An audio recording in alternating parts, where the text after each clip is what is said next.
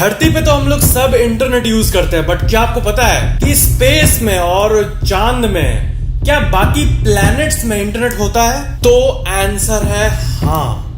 बाकी प्लैनेट्स पे तो नहीं, बट चांद और स्पेस तक पहुंच गया है। देखो, इंटरनेट जो आप चलाते हो वो एक्चुअली में आपको सिंपल लगता है। आप जस्ट कनेक्ट किए अपने वाईफाई या मोबाइल डेटा से, चल रहा है।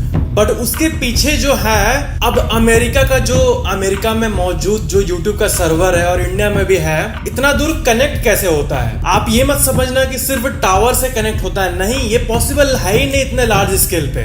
एक्चुअली में इंटरनेट का जो सबसे स्ट्रॉन्ग और बेसिक सा कनेक्शन है वो है वायर्स के थ्रू, मोटे मोटे तार के थ्रू, जो कि हर कंट्री को कनेक्ट करता है। अब आप पूछोगे तार जाता कहां से? हम लोग को तो दिखता नहीं है। वो समुद्र जो होता है, ओशन, समुद्र, उसके नीचे समुद्र का पानी, उसके नीचे जो मिट्टी होता है, उसके नीचे जो अंडरग्राउंड होता है, वहां से तार ले जाया गया है। और बहुत सारे तार मिलके हर कंट्रीज को कनेक्ट करते हैं। और वो होता है बेसिक एक ऐसा चीज, वायर्ड कनेक्शन, जो कि फास्ट स्पीड देता है। और उसके बाद वही चीज टावर्स के थ्रू ट्रांसमिट होती है और अच्छा खासा इंटरनेट पॉसिबल हो पाता है, जो हम लोग सब एंजॉय कर पाते हैं। तो स्पेस स्टेशन में जो इंटरनेट स्पीड है ना, वो बहुत ही कम है। मतलब वहां से कोई वीडियो कॉल नहीं कर पाएगा, और वीडियो देखेगा भी तो 720 पिक्सल जो यूट्यूब में क्वालिटी होता है, उसमें से मैक्सिमम 144 या फिर जो सेकंड वाला 240 पिक्सल होता है उस पर देख पाएगा। अब आप पूछेंगे इतना कम क्यों?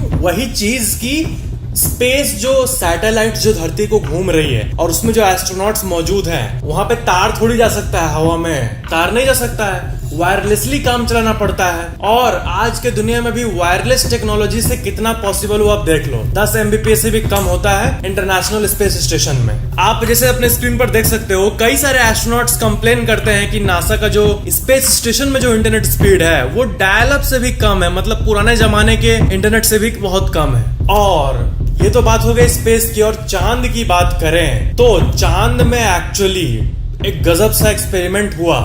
नासा और MIT के रिसर्चर्स मिलके किए, चांद पे डेटा ट्रांसफर करने की कोशिश की है।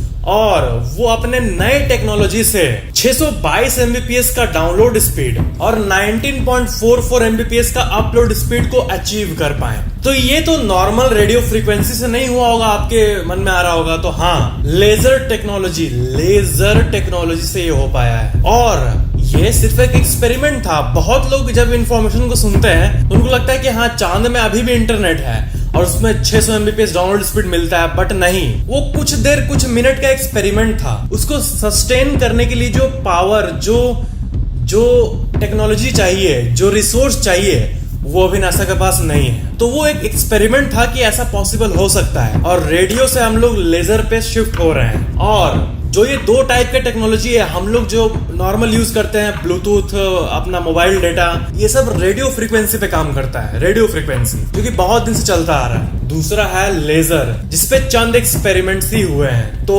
वही तो रेडियो और लेजर, तो लेजर से ही ये संभव हो पाया है। और फ्यूचर में परमानेंट इंटरनेट और high speed internet space station में भी और चांद में भी और मे भी प्लैनेट्स पे भी उसी से पॉसिबल हो पाएगा, लेजर से, लेजर कम्युनिकेशन टेक्नोलॉजी से। 2025 या 2030 तक इस पे और एक्सपेरिमेंट होगा, एंड देन शायद permanent high speed internet possible हो पाए। बट ये तो कंफर्म हो गया है कि चांद पे अगर रिसोर्स को फुल्ली यूज किया जाए तो 622 Mbps तक का डाउनलोड स्पीड मिल सकता है, जो कि एवरेज हम लोग जो यूज करते हैं उससे करीब 50 गुना ज्यादा है। जो आपके टिपिकल मोबाइल डेटा की स्पीड की बात करें तो उससे 50 गुना ज्यादा डायरेक्ट चांद पे पॉसिबल है। अब सस्टेन हो पाएगा नहीं हो पाएगा उसके लिए फ्यूचर का टेक्नोलॉजी ही बताएगा, but yes, it's possible. Video को लाइक, शेयर, कमेंट जरूर करना और चैनल को सब्सक्राइब करके बेल आइकन जरूर ऑन कर लेना।